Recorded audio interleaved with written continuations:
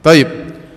Hadirin hadirat yang dirahmati oleh Allah Subhanahu wa taala, para pemirsa Roja TV dan Radio Roja dimanapun Anda berada. Nuh alaihissalam memiliki beberapa keistimewaan yang Allah sebutkan dalam Al-Quran dan juga disebutkan dalam hadis-hadis Nabi sallallahu alaihi wasallam. Yang pertama, Nabi Nuh alaihissalam ini adalah nabi yang sangat panjang umurnya. Tentunya nabi-nabi yang lain juga umurnya panjang, tetapi tidak disebutkan oleh Al-Quran secara tegas. Nabi Adam umurnya panjang. Mungkin nabi-nabi juga setelah Nabi Nuh seperti Nabi Hud, Nabi Saleh juga umurnya panjang ya. Tetapi yang tegas-tegas disebutkan dalam Al-Quran Nabi Nuh yang umurnya panjang Nabi Nuh alaihissalam. Allah Subhanahu wa taala berfirman, "Wa laqad arsalna Nuhan ila qaumihi falabitha fihim alf sanatin illa 50 'ama fa akhadhahumut tufanu wa hum zalimun." Kata Allah Subhanahu wa taala, sungguh kami telah mengutus Nuh kepada kaumnya. Kemudian Nabi Nuh mendakwahi kaumnya selama 950 tahun. Setelah itu karena mereka berbuat zalim, maka Allah kirimkan tufan. Tufan ini bukan angin topan ya, bukan. Tufan ini maksudnya apa? Banjir besar akhirnya membinasakan mereka sementara mereka dalam kondisi berbuat zalim, yaitu berbuat syirik kepada Allah Subhanahu wa taala. Nabi Nuh umurnya lebih dari 950 tahun. Dia berdakwah saja 950 tahun. Nah, berapa umur yang sungguhnya? Ada khilaf di kalangan para ulama. Umur Nuh berapa tahun tatkala diangkat menjadi nabi? Dan para ulama juga khilaf dari dua sisi. Sisi yang kedua, setelah kaumnya binasa ditenggelamkan oleh Allah, berapa tahun Nabi Nuh masih hidup setelah itu? Jadi khilaf di awal dan khilaf di akhir. 950 sepakat, faham? 950 tahun berdakwah sepakat, dalam Al-Quran menyebutkan. Tapi berapa umurnya sebelum dia berdakwah dan berapa umurnya setelah kaumnya binasa? Maka sebagian ulama berpendapat yang paling kecil umurnya mengatakan Nabi Nuh diangkat menjadi seorang rasul waktu berumur 40 tahun. Ada yang mengatakan Nabi Nuh diangkat menjadi seorang rasul tatkala berusia 50 tahun. Setelah itu dia berdakwah 950 tahun. Setelah itu kemudian dia wafat setelah 60 tahun setelah itu. Jadi total berapa umurnya? 40 tambah 60 tambah 950. Berapa? 1050 tahun. Lumayan ya. 1050 tahun. Ini pendapat yang paling kecil dalam sisi umur Nabi Nuh alaihissalam. Pendapat yang lain tidak. Nabi Nuh alaihissalam waktu diangkat menjadi seorang rasul umurnya 350 tahun. Ya, kalau Nabi diangkat menjadi seorang rasul umur 40 karena Nabi meninggal umur 63 ya. Nabi Nuh umurnya panjang, berarti mungkin masa remajanya sekitar umur 350. Mungkin ya, Allah alam. Jadi sehingga dia diangkat menjadi seorang rasul tatkala berusia 350 tahun. Setelah itu dia berdakwah 950 tahun. Setelah itu Nabi Nuh meninggal dunia setelah kaumnya binasa setelah 480 tahun kemudian. Coba berapa sekarang umurnya? 350 tambah 950 berapa? Ayo hitung cepat. Lama sekali hitung. Berapa? 1300 ya. 1300 tambah 480 berarti 1780 tahun. Luar biasa umur yang sangat panjang ya, yang Allah berikan kepada Nabi Nuh alaihissalam ya. Jadi memang beda onderdilnya dengan kita dengan Nabi Nuh alaihissalam ya. Kita bentar lagi udah meninggal dunia ya. Kita sebentar lagi udah meninggal dunia. Jangankan antara kita dengan kaum Nabi Nuh, kita dengan bangsa-bangsa yang lain saja kayaknya beda ya. Bangsa-bangsa lain itu seperti orang-orang Eropa umur mereka panjang-panjang, orang-orang Arab umur mereka apa? Panjang-panjang ya. Saya sering bilang orang Arab itu kalau kita lihat wajahnya mereka cepat tua, tapi setelah tua awet ya. Orang Indonesia baby face, tahu-tahu putih, tahu-tahu meninggal dunia. Ya, sebagian syekh saya lihat subhanallah sejak saya masuk Madinah wajahnya begitu sampai sekarang masih begitu saja, awet. Jadi memang wajah kelihatan cepat tua, tetapi setelah itu apa? Awet. Ya, kita sama mereka saja onderdilnya apa? Berbeda ya. Oleh karenanya saya pernah ngisi pengajian di Jakarta ya, di suatu tempat pengajian orang Betawi. Sampai jalan di tempat tersebut dinamakan dengan nama kakek mereka ya. Kalau nggak salah namanya Gang Haji Daiman ya. Akhirnya saya ngobrol sama mereka, kata mereka, Ustadz kakek kami meninggal usianya 120 tahun. Masya Allah. 120 tahun meninggal ya. Ya, saya tanya istrinya berapa? Satu aja kan. 120 tahun ya. Kemudian dia punya anak-anak Jadi yang ngundang saya itu cucu-cucunya ya. Dia punya anak-anak umur 87, 88, ikut pengajian, masih hidup ya. Ikut pengajian, saya ngisi pengajian. Saya lihat subhanallah masih sehat-sehat.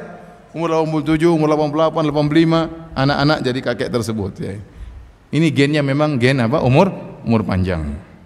Dan Syekh Abdul Razak hafizahullah taala sering berapa kali bercerita bahwasanya ada muridnya dari Jazair pernah bercerita, "Wahai Syekh, kami keluarga umurnya panjang-panjang, ada yang meninggal umur 130 tahun, ada yang meninggal 120 tahun. Sampai akhirnya ada salah satu kerabat kami yang meninggal usianya 70 tahun. Maka yang lainnya berkata, miskin mata sogiron, kasihan masih kecil sudah meninggal ya. Umur berapa? 70 tahun ya. Antum meninggal mungkin masih bayi." Jadi memang ada orang diberi umur yang panjang ya. Alhamdulillah ya. Yang jadi patokan bukanlah umur panjang, yang jadi patokan adalah bagaimana seorang beramal soleh ya dari umur yang Allah berikan kepadanya ya.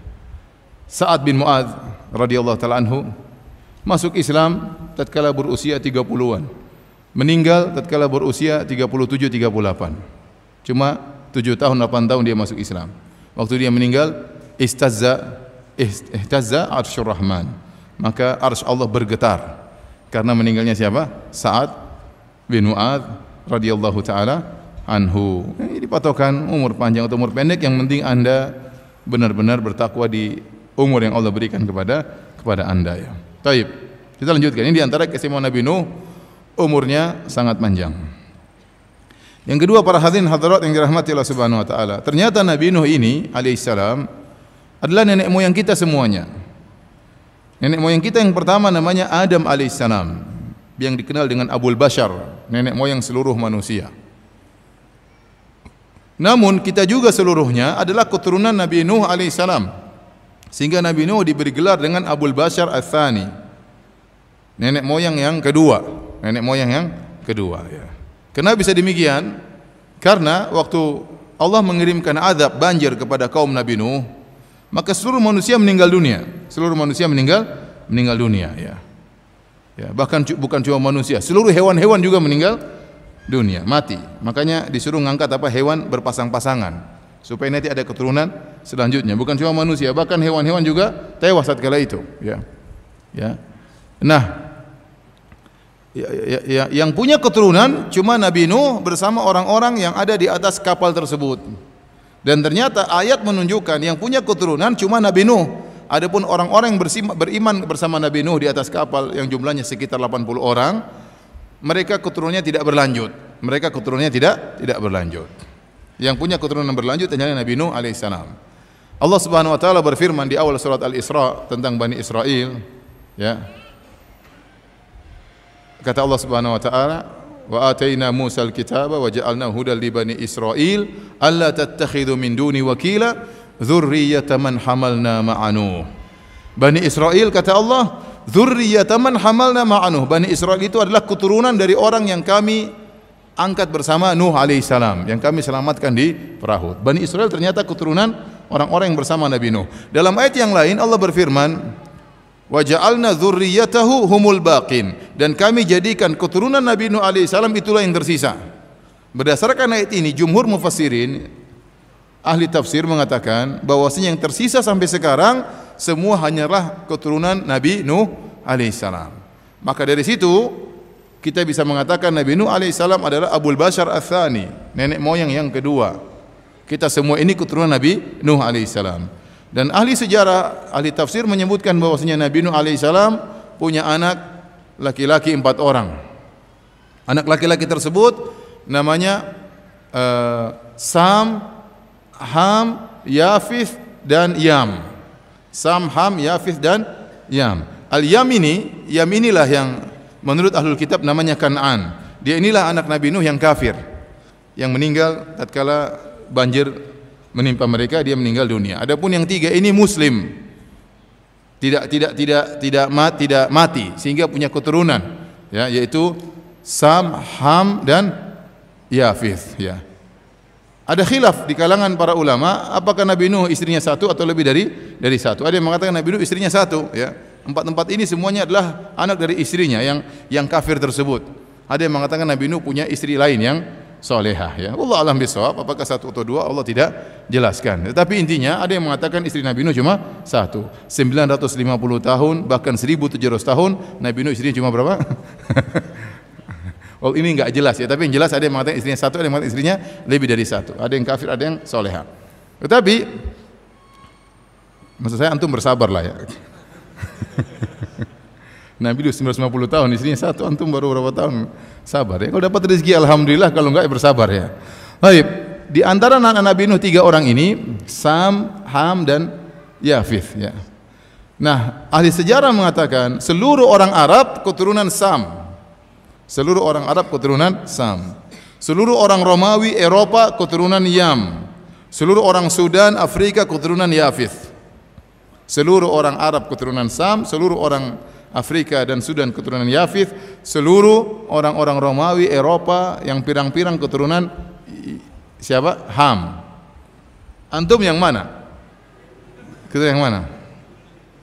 Ya, Arab juga tidak, pirang-pirang juga tidak, hitam juga tidak. Allah alam bisawab, mungkin nanti di bawah-bawahnya akhirnya keluarlah antum-antum ini ya. Jadi mungkin di bawah ada percampuran pernikahan, kita enggak tahu ya. Karena disebutkan dalam hadis bahwasanya Nabi Adam alaihissalam waktu diciptakan Allah mengambil sampel tanah dari berbagai tempat, ada yang hitam, ada yang merah, ada yang putih. Maka Allah ciptakan Nabi Adam alaihissalam sehingga anak keturunannya juga begitu, berwarna-warni berdasarkan unsur tanah yang Allah buat untuk menciptakan Nabi Adam alaihissalam. Dari sini kita tahu bahwasanya yang sedang kita bahas ini adalah nenek moyang kita bersama. Namanya siapa? Nuh alaihissalam. Tentunya menarik kalau kita cerita tentang nenek moyang kita kan. Kita sedang bercerita tentang nenek moyang kita bersama Nabi Nuh alaihissalam. Taib. Di antara keistimewaan Nabi Nuh juga, Nabi Nuh alaihissalam diberi gelar oleh Allah Subhanahu wa taala dengan abdan syakura, dengan hamba yang pandai bersyukur. Tadi Allah sebutkan dalam surat Al-Isra, dzurriyyata man hamalna ma'a Nuh innahu kana abdan syakura. Ya, sungguhnya Nuh itu adalah hamba yang pandai bersyukur. Ini dalam Al-Quran. Dalam hadis juga demikian. Hadis masyhur tentang kisah syafaat. Tatkala manusia di padang mahsyar kelak berada di bawah ya matahari yang jaraknya cuma 1 mil, keringat mereka bercucuran, ya, maka kemudian mereka kepayahan menanti kedatangan Allah dan Allah tidak datang-datang untuk menjidang mereka. Akhirnya mereka mencari bantuan dengan pergi kepada para anbiya, para nabi. Untuk apa? Untuk meminta agar Allah segera datang memulai persidangan. Mereka minta syafaat para nabi. Maka berangkatlah mereka menuju kepada Nabi Adam alaihissalam. Lantas mereka memuji Nabi Adam. Mereka berkata, "Ya Adam, anta abul bashar." Wahai Adam, engkau adalah abul bashar, nenek moyang manusia. Khalaqakallahu biyadaihi. Allah telah menciptakan engkau dengan kedua tangannya. Wa asjada laka malaikatahu, dan Allah menyuruh malaikat untuk sujud kepadamu. Wa askanakal jannah, dan Allah menempatkan engkau di surga. Ama tara ma nahnu fih, tidak kau lihat bagaimana kondisi kami? Ala tara ma qad balagona, tidak kau lihat bagaimana apa yang kepayahan yang kami rasakan? Ala tashfa' lana ila rabbik, tidakkah kau beri syafaat bagi kami di sisi Rabbmu?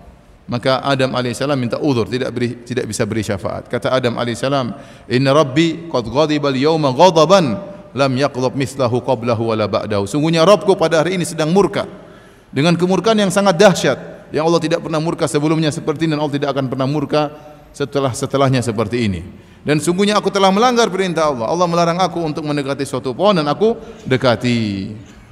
Nabi Adam minta uzur karena dia pernah melakukan pelanggaran, dosa yang pernah dia lakukan dia ingat. Kemudian dia berkata, "Nafsi, nafsi." Jiwaku, jiwaku, artinya jiwaku juga butuh syafaat, bukan cuma kalian yang butuh syafaat.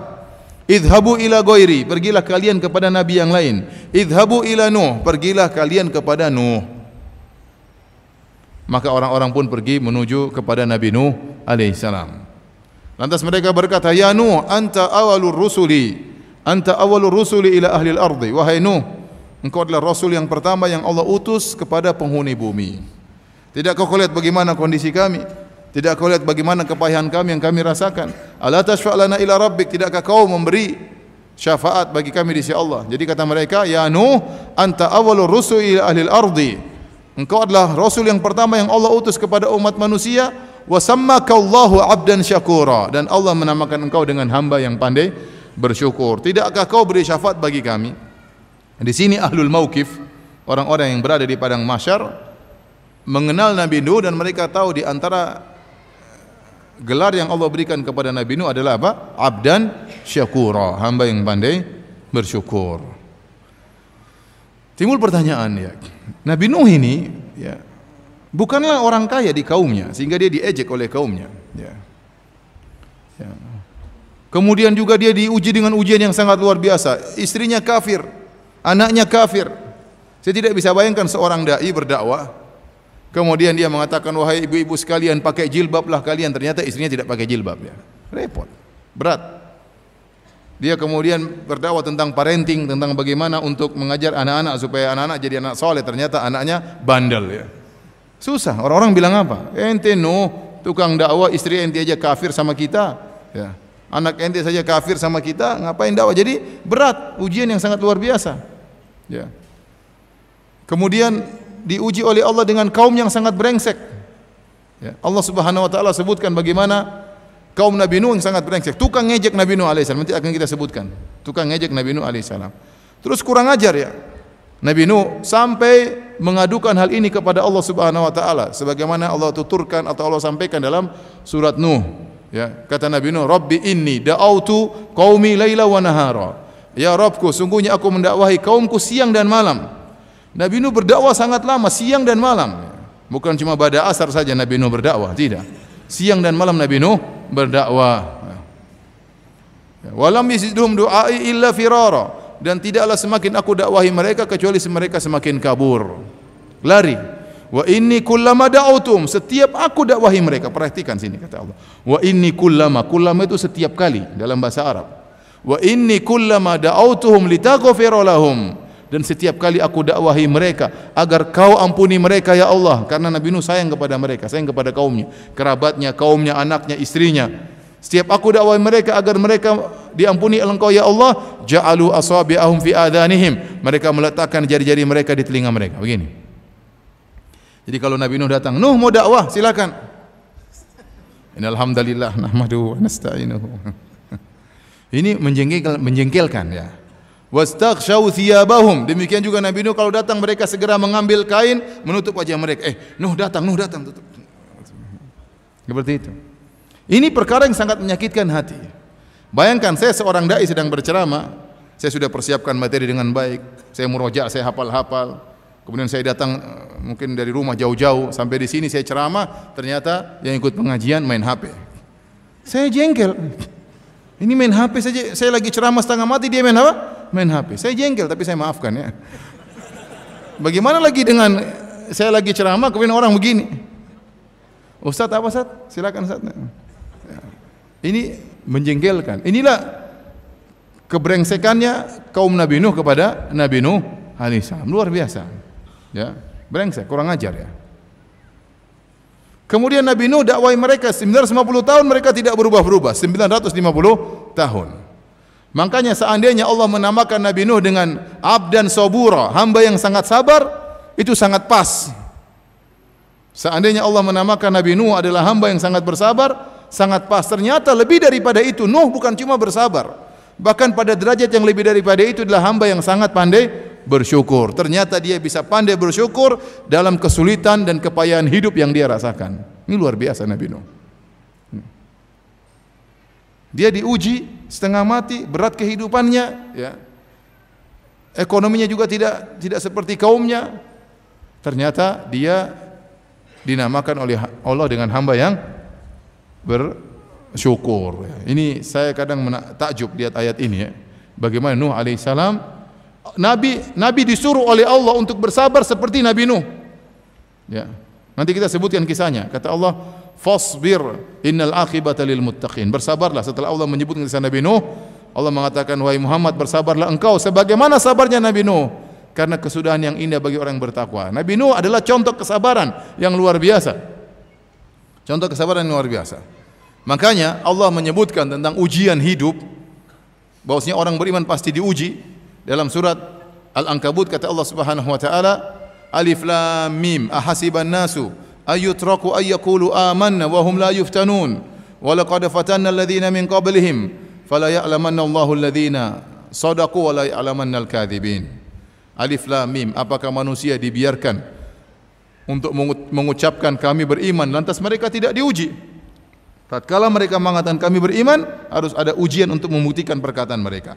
Sungguh kami telah menguji orang-orang sebelum mereka, agar Allah benar-benar mengetahui mana imannya yang benar dan mana imannya yang dusta. Setelah Allah menyebut tentang ayat tentang ujian, Allah pasti kasih ujian. Contoh pertama Allah sebutkan Nabi Nuh alaihissalam. Laqad arsalna Nuhan ila qaumihi falabitha fihim 50,000 sanatin ila 50 ama. Sungguh kami telah mengutus Nuh kepada kaumnya dan dia berdakwah selama 950 tahun. Ini contoh kesabaran, ujian kepada Nabi Nuh alaihissalam. Ternyata Nabi Nuh alaihissalam menghadapi ujian yang penuh kesulitan tersebut dengan syukur kepada Allah Subhanahu wa taala, ya. Oleh karenanya ini luar biasa dari Nabi Nuh alaihissalam. Mereka ikhwan, ya, lihat Nabi sallallahu alaihi wasallam, apapun yang beliau alami, beliau berkata alhamdulillah ala kulli hal. Tetap memuji Allah Subhanahu wa taala, tetap bersyukur dalam kondisi apapun. Bukankah di antara doa Nabi sallallahu alaihi wasallam untuk menghilangkan kesedihan? Kata Nabi sallallahu alaihi wasallam, ya, madin fiyya hukmuk, adlun fiyya qada'uk. Ya Allah, hukummu pasti berlaku kepadaku, dan ya Allah, keputusanmu pasti adil kepadaku. Husnudzan kepada Allah Subhanahu wa taala. Apapun yang terjadi tidak bisa kita hindari. Apapun yang terjadi pasti Allah Maha adil. Pasti ada hikmah yang Allah kehendaki. Maka seorang menghadapi apapun dengan husnudzan kepada Allah Subhanahu wa taala. Jangan sampai kita seperti orang yang Allah mengatakan innal insana li rabbih lakanud. Sungguhnya manusia itu lakanud, suka berkeluh kesah, suka mengeluh, ya, ingkar kepada Rabbnya. Lakanud, sungguh ingkar kepada Rabbnya. Apa maksudnya dia ingkar? Suka berkeluh kesah, suka mengeluh.